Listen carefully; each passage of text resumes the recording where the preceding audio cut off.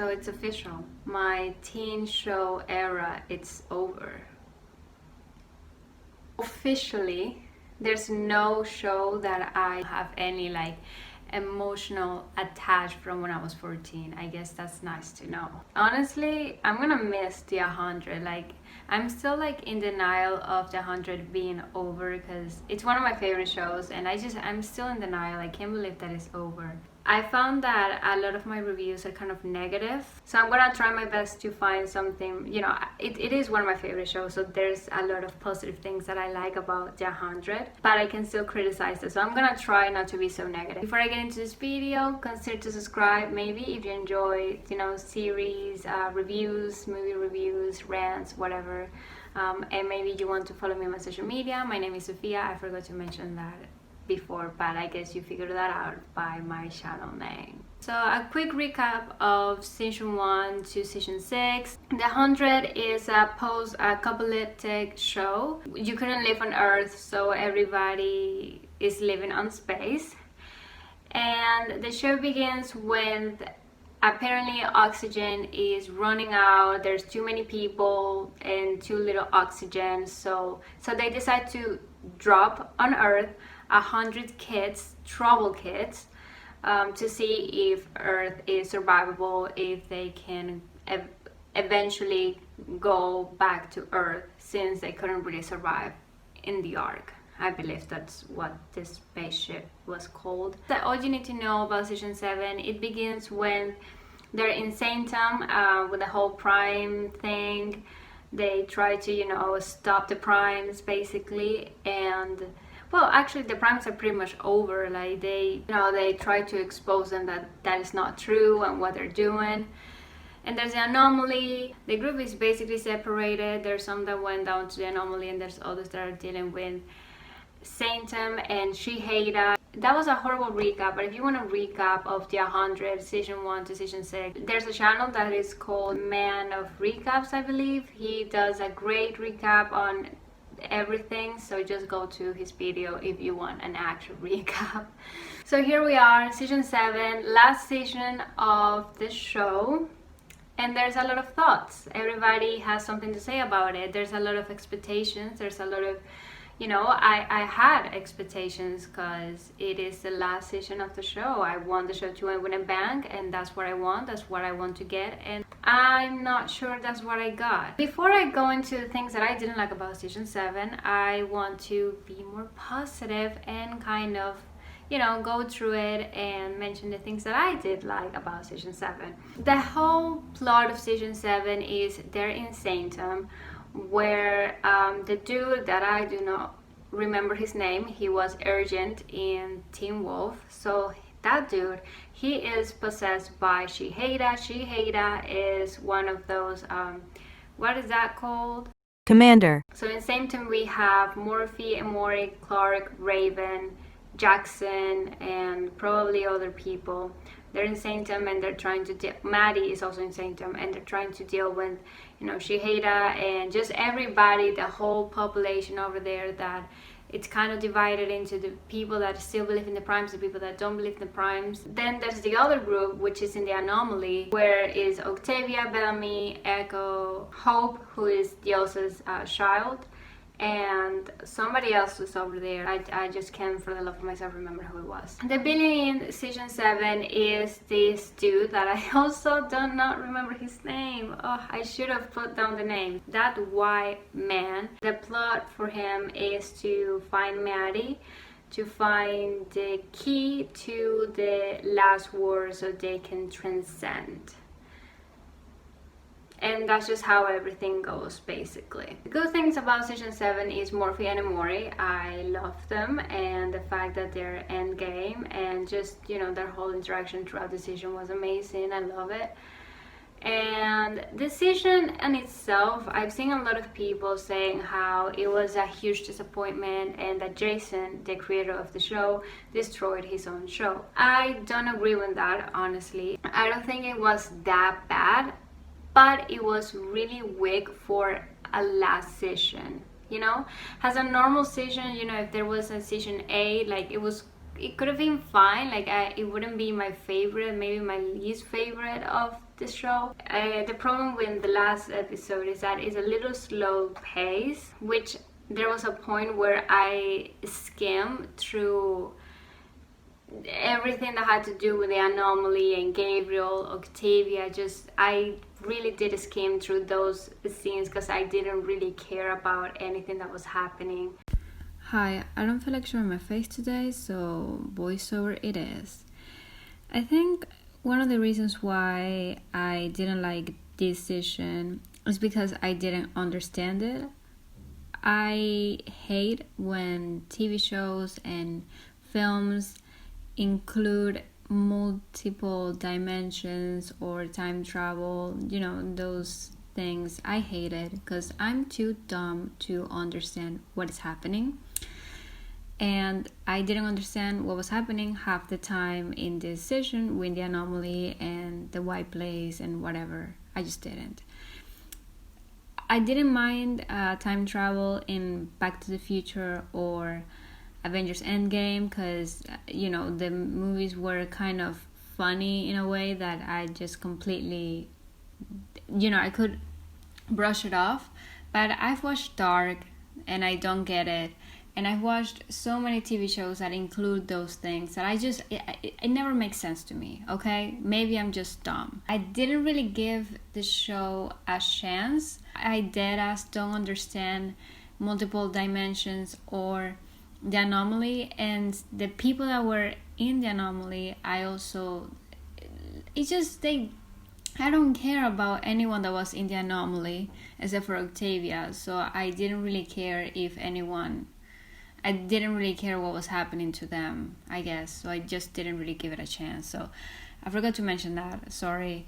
If you do, in fact, understand multiple dimensions or whatever was or what the actual anomaly and the stone is, don't be shy. Explain to me on the comment section below. Just remember to explain it to me like I'm a 5-year-old because I'm just stupid. And it was just very slow for the fact that they had 16 episodes, which they normally have like 13.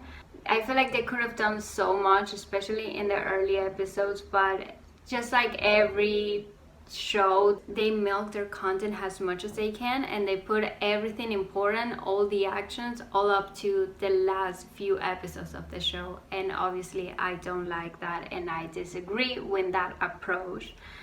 The whole plot of Season 7 is also not one of my favorites. Season 7 had a lot of things that reminded me of Season 3 and not the positive things that I like about Season 3. Season 3 is most people's least favorite season of the show. I don't know where I stand with Season 3. There's things that I like about it, there's things that I don't like about it. And see, the similarity to Season 3 and Season 7 is the repetitive mentioning of the City of Light in Season 3 and transcending the last war, final war, whatever, in Season 7. I don't need you to remind me every episode, every 5 minutes, what is gonna happen or what the action is gonna be at the end of the season. Like, I don't need to be reminded. He loses his power, for $1 billion. You having to remind everybody that you're evil or that you're gonna do this certain thing, it just takes power from you. And those were the only things that white dude was saying all the time, just transcending for mankind and the final word. That's all he was saying throughout the whole season. And it's just annoying. Events that happen in Season 7, let's discuss about them. We're gonna talk about Bellamy first. So Bellamy dies in this season. Bellamy is a character that if they want to kill him, which they already did, I'm okay with it. And if they want to keep him alive, I'm okay with it. He's just a character that I have no emotional attachment to. I just don't care about whatever happens to him. So I'm not pissed at the fact that he's dead. I'm pissed at the way they execute it. Correct me if I'm wrong, but I'm pretty sure he is only in Season 7 for like 2 episodes, and in one of them he dies. His first appearance, as far as I remember, was in episode 13 or 14, That's when we first see him in season 7. They kept saying that he was dead, and then we see him, he's at the mountain with this dude, and then that dude dies, and then he comes back to that white place. My problem with the way that he died is that the only reason why Clark killed him was because he had Maddie's sketchbook. But guess what doesn't Clark do before she gets back to Earth? She doesn't take the sketchbook. Therefore, she literally killed Bellamy for no reason. I wasn't sad that he died because they kept saying that he was dead throughout the whole season before we actually saw him. So it's like, in my mind, he was already dead because they kept telling me that he was dead. It was a horrible execution, but whatever. And then the fact that Octavia wasn't really mad, like, I guess Octavia understands that Clark only made that choice because that was the only shows that she had. But she did kill your brother. I would expect you to be a little bit more upset. So let's talk about Morphe and Amory. And Morphe is my favorite character. He's everybody's favorite character, I believe. He has the best character development, the best character arc that I've ever seen. His redemption arc was amazing, and I just, I've never seen such a well-written character, in my opinion. I loved him since the beginnings when he was still a dick, and it was nice to see him, grow up and like change and mature. I really like Amory, and she's just, Amory and Morphe are perfect for each other. They both have gone through so many things and have grown together, learned from each other, and they're just the perfect pair. I want what they have. Episode 15 happens and there's an explosion. Morphe came out with no problem, but Amory was heavily injured. Throughout the whole episode 15 is keeping her alive, trying to bring her back to Sanctum so Ken Jackson properly treat her. Morphe is mortified, he doesn't want her to die. He doesn't die in episode 15, but in episode 16, when they go back to Sanctum, she dies. That breaks Morphe, so what he does, because he doesn't want to live without her, is that he puts her in, since they're both Nightbloods, he puts her in his body. So he carries her in his body so they can have just a few hours, because he prefers to have a few hours with her than forever without her. That was really cute, which that will eventually kill him. Between Morphe and Amory dying, I feel like Amory dying in episode 15 would have been better than her dying in episode 16. The thing with a lot of shows is that they try to milk their content as much as they can and put all the action towards the end of the season, towards the last episode, and I feel like that's a horrible move. I feel like if she would have died in episode 15 and see Morphe in episode 16 kind of, processing her death and eventually, putting her in his mind, and, I'm not mad at the way she died, and I'm not mad at what he did after, because it really makes sense for his character. What I'm mad at is that I feel like it would have had a better impact if she would have died in episode 15. Just saying. Because in episode 15, that was the whole thing, her surviving. So it would have impacted us, the viewers, way more if that would have happened. So let's get deep down into the last episode. The last episode begins when, when Amory trying to, survive, them trying to help Amory. And then we have Clark. Clark kills the bad guy when he is having a conversation with his daughter, but it's not actually his daughter. I didn't really understand what that was. Wait, that was like a projection of the person that you love the most, you miss the most, or something like that. Someone that has like a deep connection with you. And Clark kills him. He died within the first 5 minutes. So I guess Shahid is actually the villain, but I mean, when you kill the bad guy within the first 5 minutes of the episode, like, what is gonna happen next? Like, how are you gonna kill the bad guy in the first 5 minutes? How can you, like, it's stupid. It's not a smart move. And I guess Shihada is a true villain, but it's just, why would you kill the bad guy the first 5 minutes? It makes no sense, but whatever. Clarke being impulsive and doing whatever she wants. So there's the final war, which everybody, the 100 people, are trying to stop the final war from happening. But obviously Shihada being there and, being just a true villain, trying to, start a problem and trying to kill everybody. Everybody transcends but Clarke and a dog.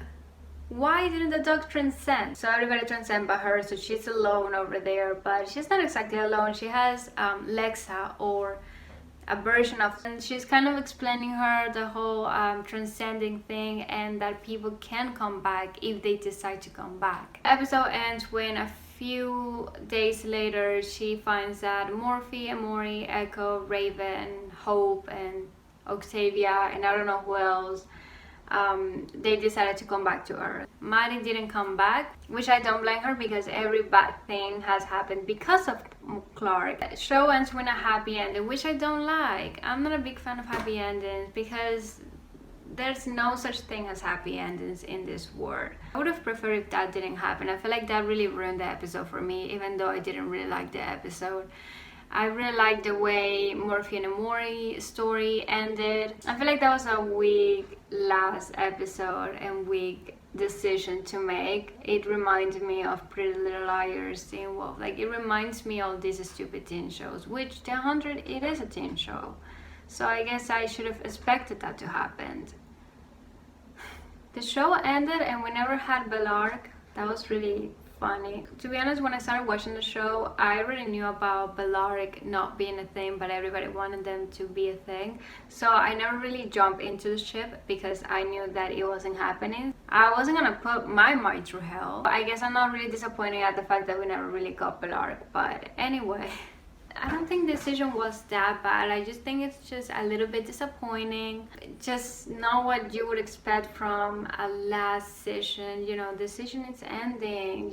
We need to say goodbye to those characters and to this story. I feel like that. I don't know, maybe I had too many high expectations, but my friends didn't like it either. So I'm glad Raven is not dead.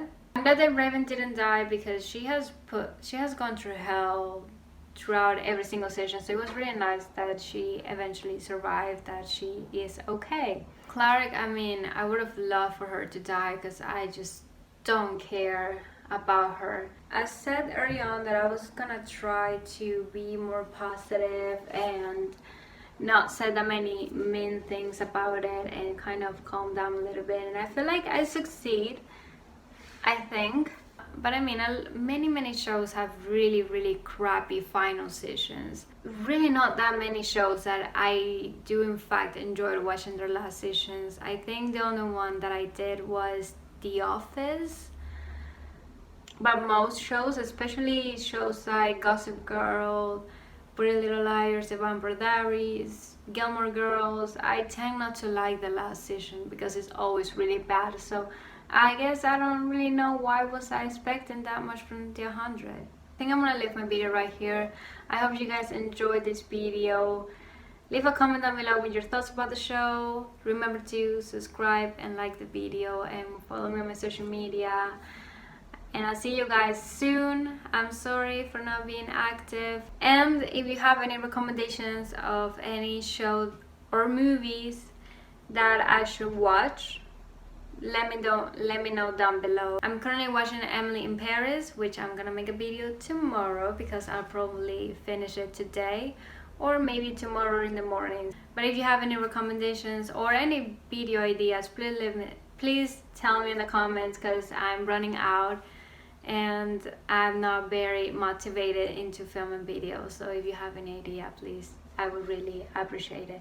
Thank you so much for watching, and I'll see you guys in my next video. Bye.